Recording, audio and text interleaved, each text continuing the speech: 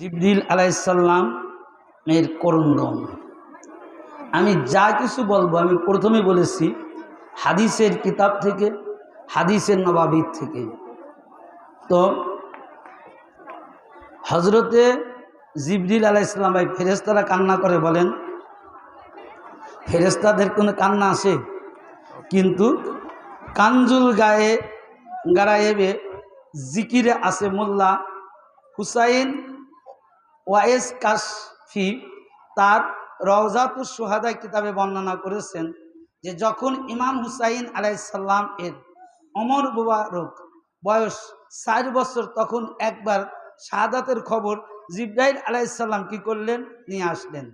একবার জিবরাইল আলাইহিসসালাম এসে দেখলেন যে হুজুর পাক ইমাম পাকের গলায় চুম্বন দিচ্ছেন এবং তার পবিত্র মস্তক মোবারক কি করেছে, নিজের বুকের উপর নিয়ে আসেন। তখন জিবরিল আলাইহিসসালাম আরজ করলেন কি, যে আরজ করলেন যে নবুয়াতের বাগানের এই চারা গাছকে খুব ভালোবাসেন তাই না? তিনি হুজুর পাক বললেন, নিশ্চয়ই ইনি আমার জিগারের টুকরা আছেন। বর্ণনাকারী বলেন ইমাম পাকের গলায় তাবিজ বাঁধা সুতোর দাগ ছিল। জিবরিল আলাইহিসসালাম খুব অবাক হয়ে মনোযোগের সাথে ওই দাগটি দেখছিলেন। তখন হুজুর পাক জিজ্ঞাসা করলেন, হে জিবরিল, আপনি মনোযোগ দিয়ে কি দেখছেন? তখন জিবরিল আলাইহিসসালাম কেঁদে বললেন, একদিন কারবালার মাঠে আপনার এই নাতির গলায় এই চিহ্ন রক্তাক্ত হয়ে যাবে এবং আহলে বাইত পাক মুসিবতে ঘিরে যাবেন।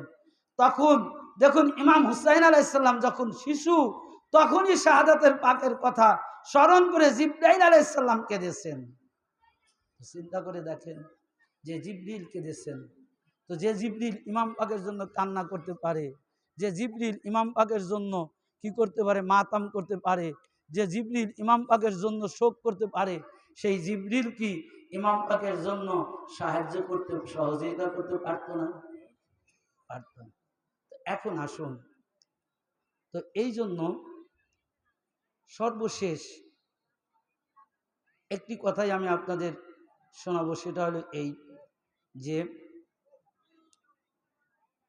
ইমাম পাকের যে শাহাদাত, এই শাহাদাতের কি করেছে, আসমান এবং জমিন কি করেছে, ক্রন্দন করেছে।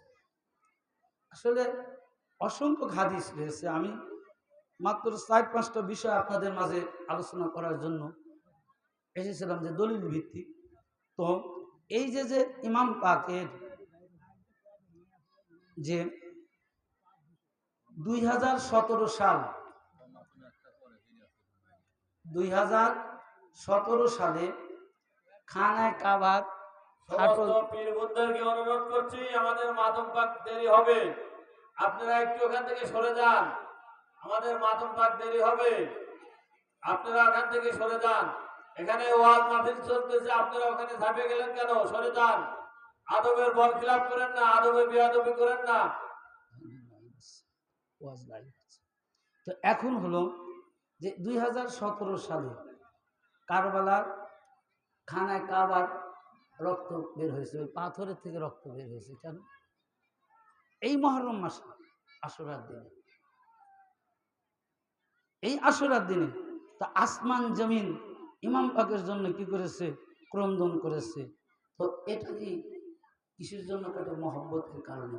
আমি যে প্রথমে বলেছি 18,000 মাকলুকাত, একমাত্র ইয়াজিদের ওই উমাইয়ার সেনা ছাড়া, ইয়াজিদ বাহিনী ছাড়া প্রত্যেকটা মাকলুকাত ইমাম পাকের জন্য ক্রন্দন করেছে। এবং নবীর পরিবার জানারা ওই কারবালার মহল্লাতে উপস্থিত ছিলেন। বিশেষ করে হযরতে জায়নাল আবেদিন আলাইহিস সালাম পাকের একটি ঘটনা আপনি শুনে নিন, যে দেখেন কি রকম কান্না করছে আহলে বাইতরা। যে হযরতে জায়নাল আবেদিন আলাইহিস সালাম পাক একসময় রাস্তা দিয়ে হেঁটে যাচ্ছে।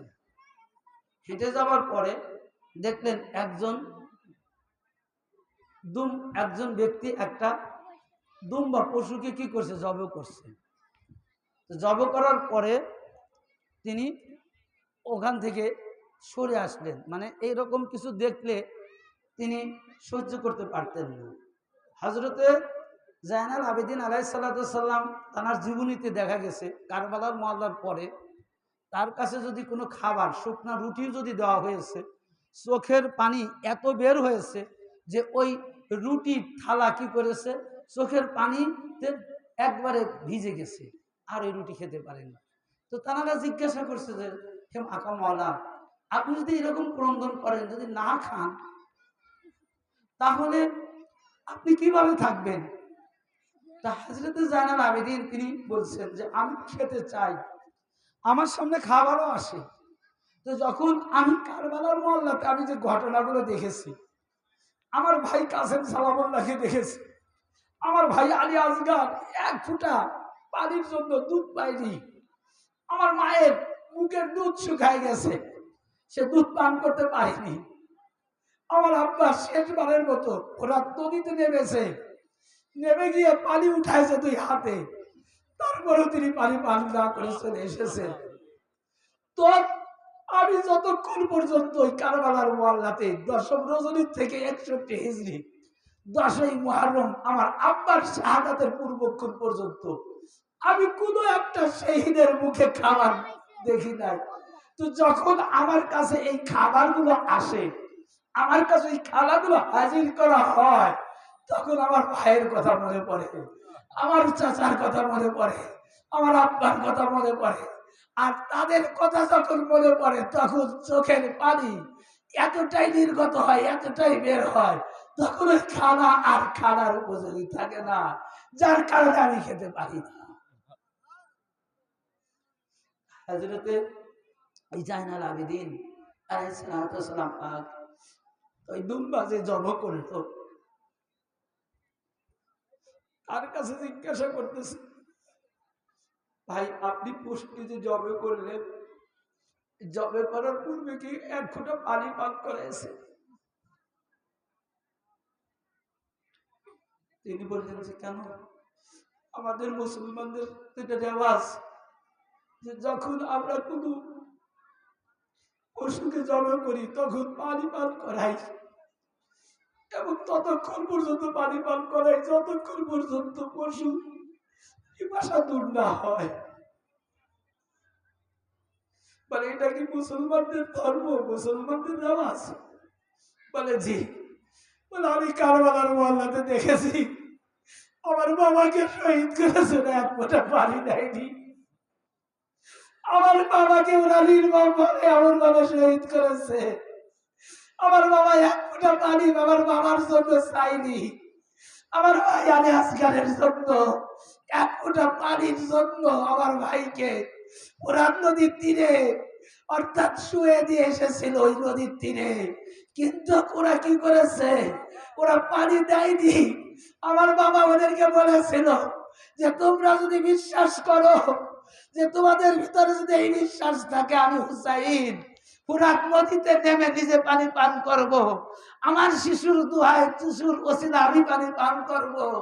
আমি আমার শিশুটিকে আমি ছেড়ে দিয়ে গেলাম ফুরাত নদীর তীরের মধ্যে, তোমরা নিজ হাতে কি করো, 1 ফোঁটা পানি আমার এই দুধের শিশুকে তোমরা পান করাও। কিন্তু ওরা কেমন মুসলমান, যে নবী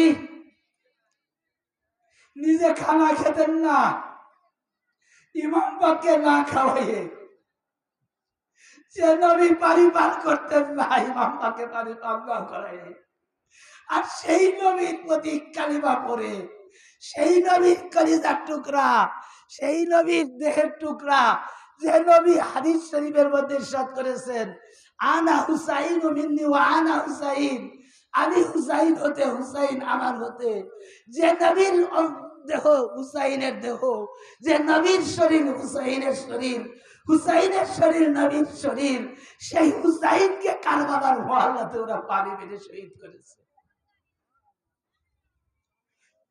তো ভাইরা আমার, তো পানি তো পান করতে দেয় না ইয়াজিদ, পানি পান করতে দেয় নাই শিমার, পানি পান করতে দেয়নি মারওয়ান, পানি পান করতে দেয় নাই উবাইদুল্লাহ, পানি পান করতে দেয় নাই ইয়াজিদের সৈন্যরা।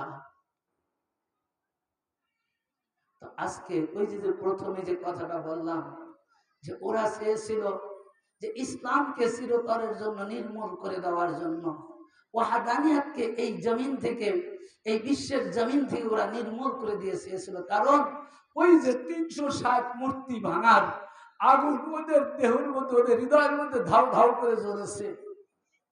ওই আক্রোশ ওরা এখনো ভুলতে পারেনি। তো সেই তারাই আজ ইমাম পাকের মাতাম দেখলে তারা সহ্য করতে পারে না, অথচ তারা মুসলমান দাবি করে ইমাম পাকের উপর তারা দুরূদ পাঠ করছে প্রত্যেকটা নামাজের মধ্যে। আজ নবীর প্রতি দরুদ না পাঠ করলে, নবীর আলের প্রতি দরুদ না পাঠ করলে আমাদের নামাজই হবে না। এই জন্য পীর মুর্শিদ পাক তিনি নাহা শরীফের মধ্যে দেখলেন কি, যে मोमिन वही है जिसको उल्फत हुसैन की, काफिर हो ना मोहब्बत जिसको उल्फत हुसैन की। যারা মুমিন হবে, যারা ইমানদার হবে, তারা কারবালার মহল্লার জন্য মুহররম মাস আসলে তারা মাতম করবে, তারা মরসিয়া করবে, তারা কান্না করবে।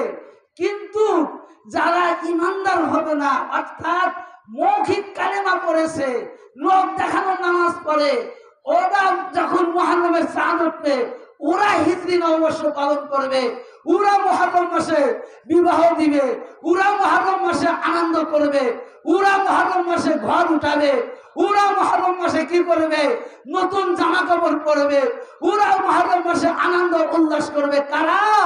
যাদের হৃদয়ের মধ্যে ইমাম পাকের ভালোবাসা থাকবে না, যাদের অন্তরের মধ্যে 360 মূর্তির ভালোবাসা এখনো বিদ্যমান রয়েছে, ওরাই মুহররম মাস আসলে আনন্দ করে।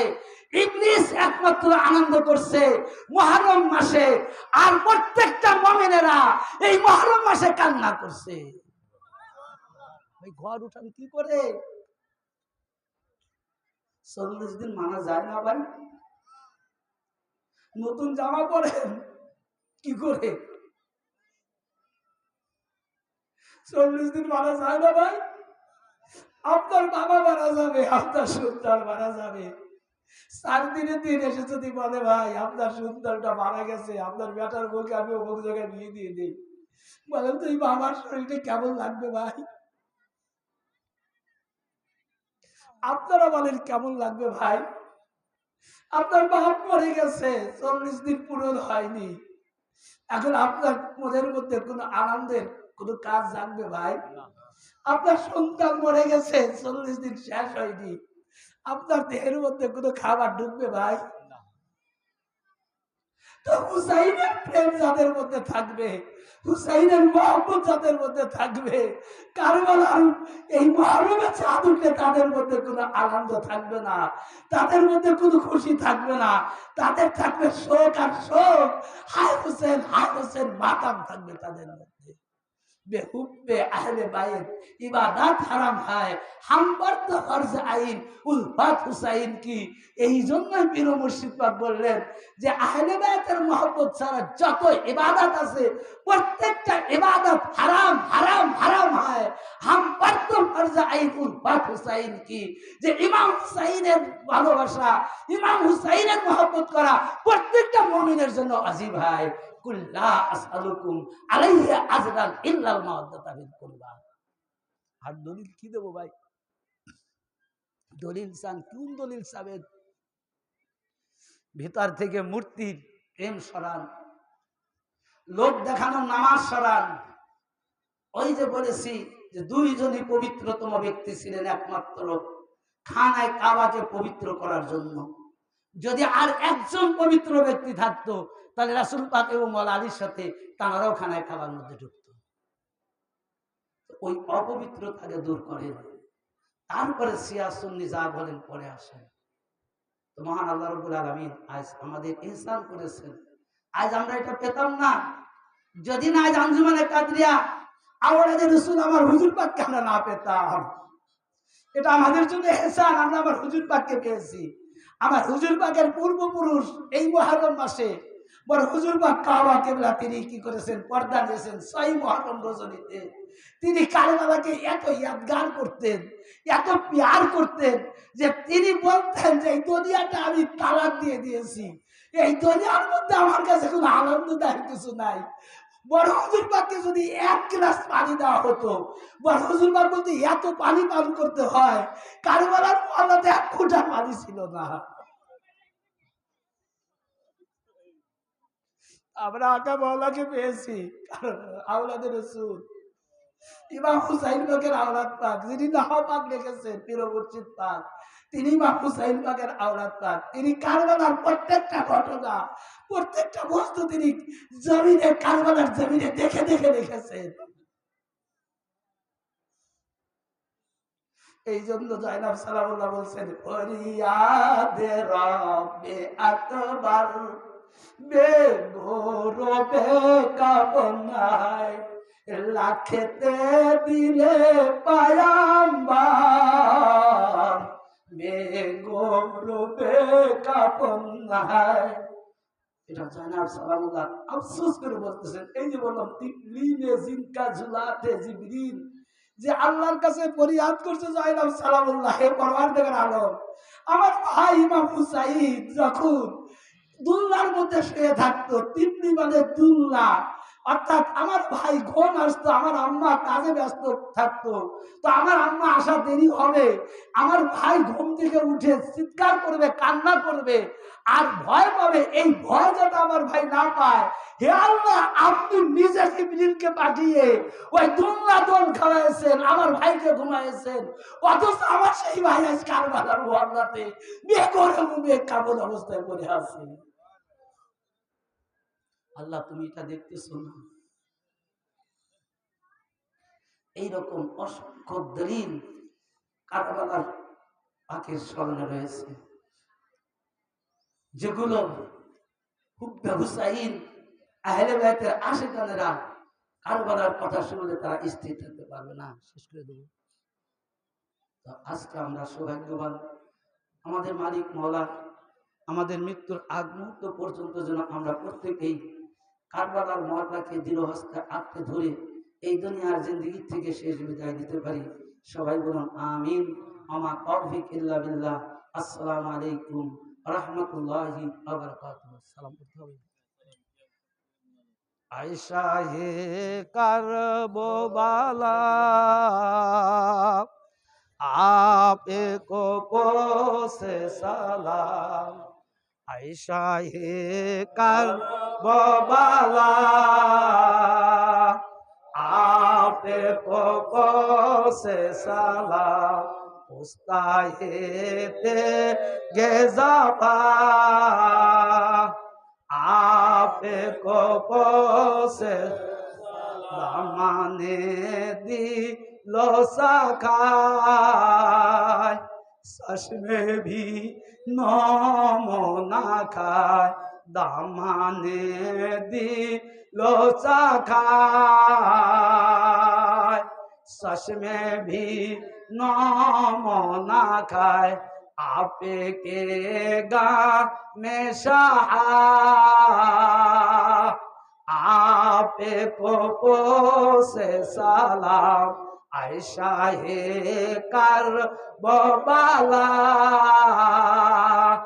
आपे को से सलाम। उस्ताए ते गेज़ाबा आपे को से सकते गुने गारो हाय आजीजो नासारो है अब ये आपे का आपे को से सलाम। आयशा हे करबला आपे को से उस्ताए ते गेज़ाबा आपे को से सलाम।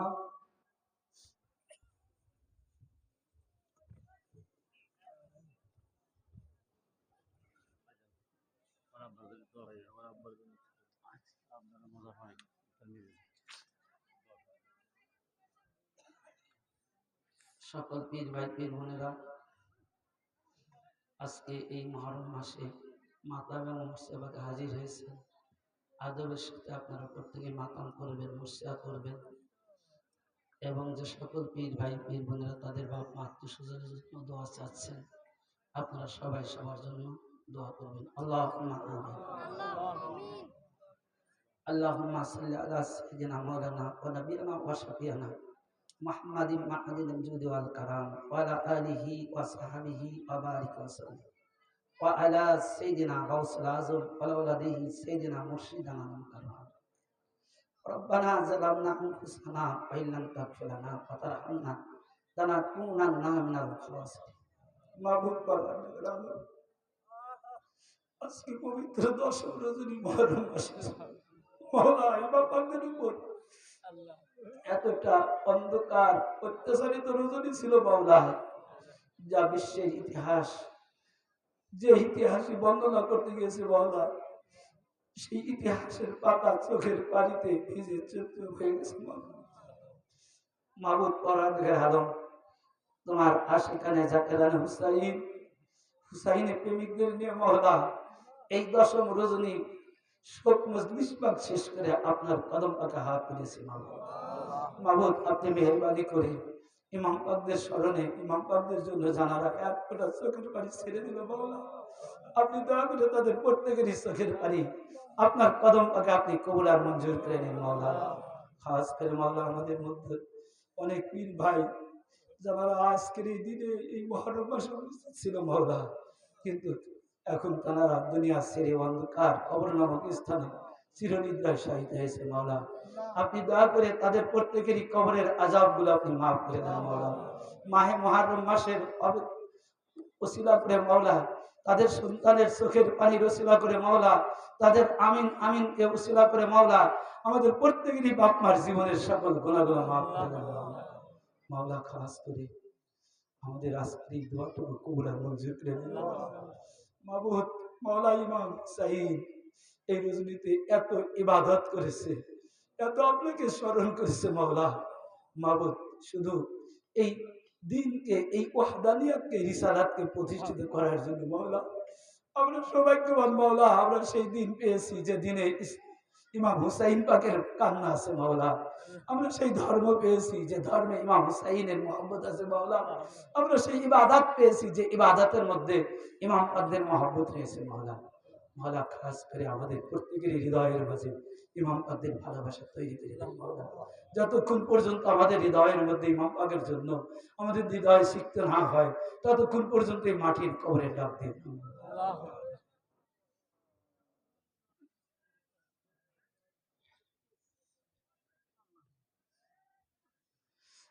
শাহে কারবালা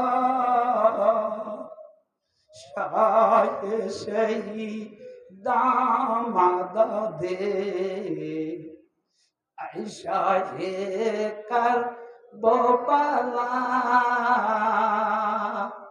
শাহে শহীদ দে, বামানে কাস্তা দিল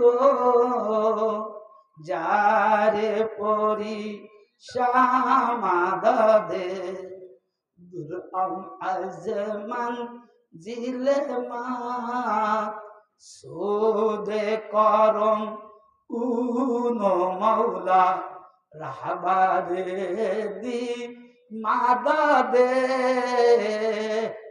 হামিয়ে ইমামাদা দে, আয়েশা হে কারবালা শাহে শহীদ দামাদা দে, বামানে কাস্তা দিল